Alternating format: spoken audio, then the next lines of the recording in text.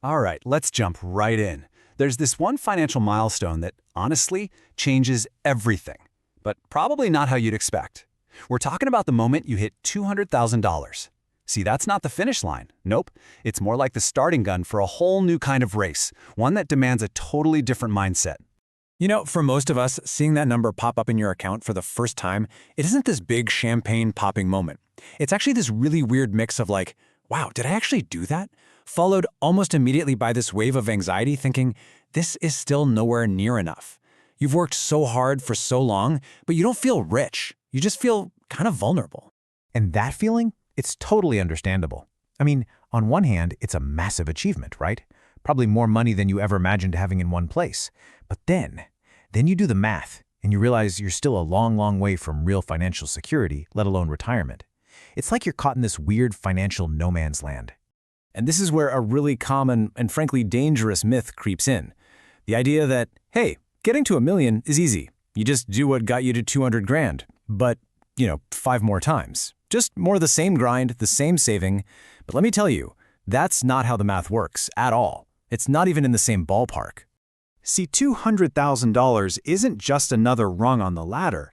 It's what we call an inflection point. It's that magical moment where the math of building wealth finally flips. It stops being this uphill battle and starts working powerfully for you. This is where the game truly changes, but only if you're willing to change your strategy right along with it. And here is where you can actually see that tipping point in black and white. So, let's say you're making $80,000 a year and you're super disciplined, saving 20%. That's 16 grand you're stashing away through pure hard work. Okay, now look at your portfolio. Your 200 grand, if it's earning a pretty standard 8% return, also brings in $16,000. Bam! Right there. Your money is officially working just as hard as you are. This is the moment compounding takes over as the main engine. So once you cross that line, the old way of thinking, it doesn't cut it anymore. Seriously, the skills and the strategies that got you to 200K are not the same ones that are going to get you to $1 million and beyond. It's time to graduate. You have to evolve from one role into a completely new one. You've got to shift your identity from being a saver to being an allocator. Think about it. Up to this point, your wealth has come from your paycheck, from your labor. From now on, your wealth is going to come from the decisions you make with your capital. Your job is no longer just to fill the bucket, it's to manage a machine that makes its own money. And this completely flips where your energy should go. I mean, look, getting a $10,000 raise, that's awesome. Of course it is. But getting just a 5% better return on your $200,000 portfolio, that's also $10,000 a year. And you didn't have to have one single awkward conversation with your boss. Your biggest lever to pull for wealth creation isn't your career anymore. It's how you manage your assets. All right, let's actually see how this whole thing builds over time. Because when you see the actual numbers, the concept really hits home. This is what that compounding machine looks like when you just step back and let it do its thing. Okay, just look at this trajectory. After year 1, things are pretty balanced. But fast forward to year 10, you're already over $500,000, and you can see your investment growth is really starting to pull away from what you're saving. And then the acceleration just goes nuts.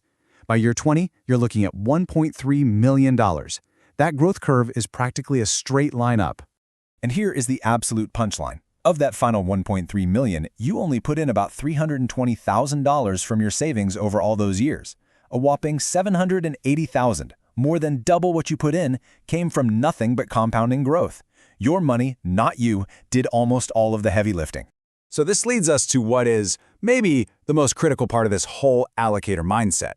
Your number one job is no longer just to save more money. Your job is to protect this compounding machine at all costs. The biggest risk you face now isn't saving too little, it's doing something stupid that breaks the machine. And unfortunately, there are 3 really common behavioral traps that people fall into right at this stage. Traps that can completely sabotage all that progress and just wipe out years of hard work.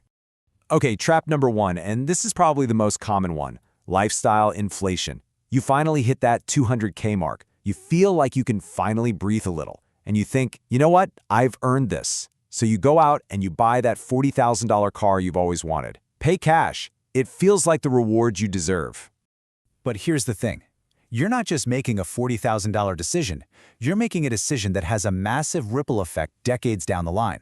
So what is the real cost of pulling that cash out of your compounding machine? Well, the real cost is closer to $160,000. Yep. That's roughly what that 40 grand would have turned into over 20 years if you just left it invested. So you didn't buy a $40,000 car, you actually traded a future asset worth $160,000 for it. That, right there, is allocator math. And that lifestyle inflation trap, that's just one of the 3 big compounding killers. The other 2 are just as deadly. There's panic selling when the market takes a nosedive, which just locks in your losses. And then there's getting impatient and chasing those risky, get-rich-quick investments because the slow, steady path just feels too boring. Any one of those 3 will break the machine. So what this all points to is a fundamental change in how you see that money. You have to stop seeing that $200,000 as a reward you can spend and start seeing it as a seed that you need to plant. Its real power isn't in what it can buy you today, but in what it can grow into tomorrow if you just protect it. And this is where the real power comes into your daily life. Just having that cushion sitting there untouched, it completely changes your posture. You can walk into your boss's office and negotiate for a raise with more confidence because you're not desperate. You can take an extra 3 months to find the right job, not just the first job. That kind of leverage, that freedom, it only exists if that money is still there, working quietly for you. So really, the big idea to walk away with is this. Building real, lasting wealth isn't about grinding yourself into the dust forever. It's about building that initial base of capital and this is the hard part, having the discipline to just protect it and let the incredible force of compounding do its work uninterrupted for as long as you possibly can. Look, hitting $200,000 means you've done the hard part. You've gotten through the grind. You've officially arrived at the starting line of real wealth creation. The machine is built, it's fueled, it's ready to go. So the only question left for you is, now that you know the rules of this new game, what are you going to do to protect it?